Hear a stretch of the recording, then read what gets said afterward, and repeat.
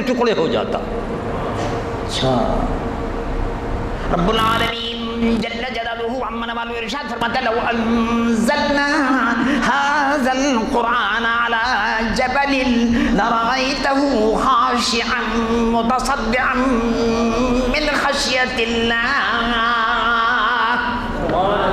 اگر ہم اس قرآن کو پہاڑ پر اتار دیتے تو پہاڑ ٹکڑے ٹکڑے ہو جاتا. اللہ اکبر. تو پہاڑ برداشت نہیں کر سکتا. قرآن اگر اتر جاتا پہاڑ پر اتار دیتے تو قرآن شریف کو پہاڑ برداشت نہیں کر سکتا. ریزہ ریزہ ہو جاتا, ٹکڑے ٹکڑے ہو جاتا خشیت الہی سے. اتنا وزن ہے. تو کا تلاش کرو. پہاڑ برداشت نہیں کر سکتا, کعبۃ اللہ برداشت نہیں کر سکتا. کوہ طور نے زبور کو برداشت کر لیا, توریت کو برداشت کر لیا. کوہ طور نے توریت کو برداشت کر لیا. قرآن کو پہاڑ برداشت نہیں کر سکتا. تلاش کرو کہاں اتاریں. روئے زمین پر تلاش شروع کیا. کعبۃ اللہ شریف برداشت نہیں کر سکتا. جنت میں کوئی مقام ایسا نہیں جو برداشت کر لے, زمین پر کوئی مقام ایسا نہیں جو برداشت کر لے. تو کہاں اتاریں؟ اتارو اتارو. روئے زمین پر اللہ کی مخلوق میں اس کو کوئی برداشت نہیں کر سکتا. اتارو. کہاں اتارو؟ یوں قلب مصطفیٰ پر اتارو. تو برداشت کر سکتا ہے. رب العالمین جل جلالہ عما نوالہ ارشاد فرماتا ہے نزل بہ الروح الامین. روح الامین لے کر آئے علی قلبک لتکون من المنذرین بلسان عربی مبین. روح الامین جبرائیل لے کر آئے علی قلبک, اے محبوب آپ کے قلب پر اتار دیا. معلوم ہوا کہ قلب مصطفیٰ سے بہتر روح زمین پر کوئی قلب نہیں, دل مصطفیٰ سے بہتر کوئی مقام نہیں. جب رسول اللہ کا دل جیسا کوئی دل روح زمین پر نہیں تو رسول اللہ کا جسم جیسا کوئی جسم روح زمین پر نہیں. رسول اللہ کی روح جیسی روح زمین پر کوئی روح نہیں. رسول اللہ جیسا روح زمین پر کوئی نہیں. وہ بے مثل رسول تھے, وہ بے مثل رسول تھے. ان جیسا کوئی نبی نہیں. وہ خاتم الانبیاء والمرسلین. حضور کو قرآن سے محبت ہے, حضور کو قرآن سے محبت ہے, اور قرآن سننے کے لیے حضور خود تشریف لاتے ہیں. جہاں موقع ملتا ہے خود تشریف لے جاتے ہیں سننے کے لیے. حضرت شاہ ولی اللہ صاحب محدث دہلوی, حضرت شاہ ولی اللہ صاحب محدث دہلوی انفاس العارفین میں ایک واقعہ نقل کرتے ہیں. سلسلہ عالیہ نقشبندیہ مجددیہ کے پیشوا, مجددیہ سلسلے کے پیشوا حضرت امام ربانی مجدد الفسانی سیدی احمد سرہندی فاروقی رضی اللہ عنہ, سرہند شریف میں ان کا مزار مبارک ہے. شاہ ولی اللہ صاحب محدث دہلوی لکھتے ہیں کہ دو حافظ عبداللہ صاحب اور دوسرے ان کے ساتھی سرہند شریف ہی کے مقام پر بیٹھے ہوئے قرآن شریف کا دور کر رہے تھے. قرآن شریف کا حفظ بڑی نعمت ہے, اور اس کا بھلا دینا بہت بڑی بدبختی ہے اور شقاوت ہے. حافظ بچے حافظ ہو گئے. مجھے بھی جب میرے والد ماجد رحمۃ اللہ علیہ نے جب حفظ کروایا تو حافظ جی ہونے کے بعد مجھ سے کہا بیٹے حفظ کروا دیا, اللہ کا فضل ہے, اب تم حافظ ہو گئے. ہم نے کوشش کی تمہارے لیے اچھے سے اچھے حافظ کو رکھا, تلاش کیا, جستجو کی, حافظ ہو گئے. اب حفظ کرا دینا ہم لوگوں کا کام تھا, اللہ نے فضل سے اپنے کر دیا, لیکن اس کا یاد رکھنا اب تمہارا کام ہے.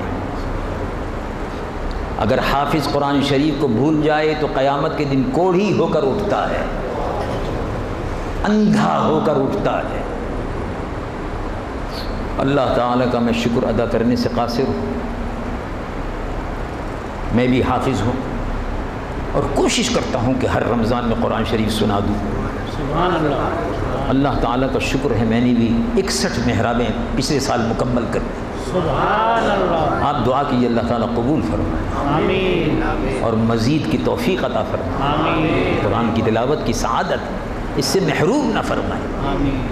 کوشش کرتا ہوں، یاد رکھنے کی کوشش کرتا ہوں، اور اس کا سب سے بہترین طریقہ یہی ہے کہ رمضان شریف میں مصلی پہ کھڑا ہو جائے اور سنائے. تو دونوں حافظ تلاوت کر رہے تھے، دور کر رہے تھے. دور کرنا سنت ہے. جبرائیل اور حضور دور کرتے تھے. سبحان اللہ. جبرائیل قرآن سناتے تھے، حضور سنتے تھے، پھر حضور سناتے تھے اور جبرائیل سنتے تھے. دونوں حافظ جی دور کر رہے تھے، دور کی محویت میں تھے. جب پڑھتے پڑھتے خیال آیا تو دیکھا کہ گھوڑے پر سوار لوگوں کا قافلہ ہے. گھوڑے پر سوار لوگوں کا قافلہ ہے. وہ آ کر رکا ہے اور بڑی محویت سے قرآن کو سن رہے. سرہین شریف سن رہے.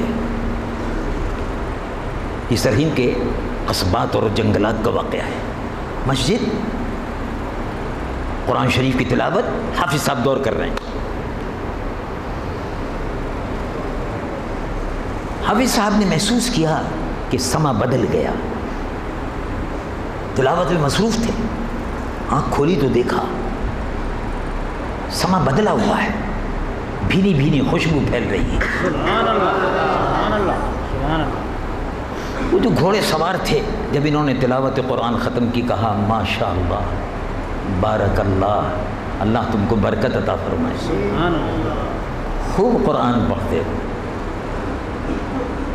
اور یہ کہتے ہوئے گھوڑے سوار رخصت ہو گئے. وہ جا رہے تھے، خوشبو پھیل گئی. ایسی بھینی بھینی خوشبو تھی کہ حافظ صاحب فرماتے کہ زندگی بھر کبھی نہیں سنگی. کیسی خوشبو تھی. سبحان اللہ. اب ایک دوسرے سے بات کر رہے ہیں، بھائی اب قرآن شریف کا دور ختم ہوا. ارے یار ان سے پوچھا بھی نہیں یہ کون تھے، یہ کون تھے کہ ادھر سے گزری، قرآن کو سنا تو موسم بدل گیا، خوشبو آ گئی، فضا بدل گئی، عجیب و غریب خوشبو ہے. یہ کون لوگ تھے؟ کہا بھائی بڑی غلطی ہو گئی، نام بھی نہیں پوچھا. انہوں نے تو مبارکباد بھی دی، ہم نے کچھ پوچھا ہی نہیں. تو کمال ہو گیا، بڑی غفلت ہوئی. تھوڑی دیر گزری ایک اور صاحب گھوڑا سوار تشریف لائے. انہوں نے پوچھا یہاں سے کچھ گھوڑے پر سوار کچھ لوگ گزرے؟ کہا ہاں گزرے. کہا کدھر کو گئے؟ ان کا آپ کون ہیں؟ اب ان کو ہوش آ گیا. کہا آپ کون ہیں؟ ان کا مجھ کو ابو ہریرہ کہتے ہیں. اچھا تو کہا آپ کن کے متعلق پوچھ رہے ہیں؟ کہ رات رسول اللہ نے فرمایا تھا ہم اپنے امتیوں کا قرآن سننے جا رہے ہیں. ابو ہریرہ تم بھی چلنا. مجھے پھر ایک کام بھی حضور نے بتا دیا تھا، اس کام کے مکمل کرنے میں دیر ہو گئی تو میں آیا ہوں. تو کہا اسی لیے خوشبو آ رہی تھی. ان کی مہک نے دل کے غنچے کھلا دیے ہیں، جس راہ چل دیے ہیں کوچے بسا دیے. یہ رسول اللہ کی خوشبو تھی جس سے جنگل معطر ہو رہا تھا. تو حضور خود قرآن سننے کے لیے بھی جب محبت کے ساتھ پڑھا جائے، جب محبت کے ساتھ پڑھا جائے تو قرآن لانے والے مصطفیٰ بھی سنتے ہیں. اور جب فرش زمین پر پڑھا جاتا ہے تو عرش بری والا بھی سنتا ہے. اللہ تبارک و تعالی جل جلالہ و عم نوالہ قرآن مجید و فرقان حمید پر عمل کرنے کی، قرآن مجید و فرقان حمید پر عمل کرنے کی سعادت مجھ گنہگار و سیاہکار کو بھی عطا فرمائے. ہمیں اور آپ کو سب کو قرآن کی محبت عطا فرمائے. اور قرآن کے لانے والے مصطفیٰ حضور پر نور صلی اللہ علیہ وسلم کی محبت سے ہمارے قلوب کو مدینہ بنا دے، مدینہ منورہ زادہ اللہ شرفا و تعظیما، صلی اللہ علیہ وسلم محمد وعلی آلہ وصحبہ اجمعین۔ سنتیں ادا فرما دی۔